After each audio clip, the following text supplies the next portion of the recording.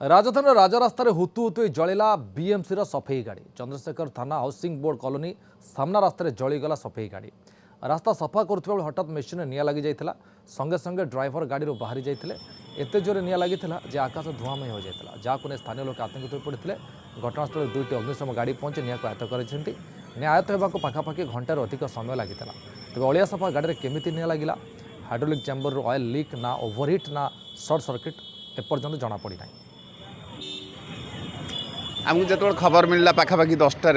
आम सांगे सांगे फायर को इनफॉरमेशन देइथिलु जे आमको सपोर्ट प्रोवाइड कर लिभेवा लगी गाड़ी को एवं सांगे सांगे जो यातायात कर लोक मानकर सुरक्षा एवं गमनागमन को आखि आगे रखी पुलिस भी एठे डिप्लॉय करथिलु एवं डाइवर्ट करथिलु एठे भी ट्रैफिक पाखापाखि अध घंटारू अधिक हवा पर्यंत निया को लगिला कंट्रोल करने तथापि आम संपूर्ण भाव में कंट्रोल करदेलु निया लगुच कि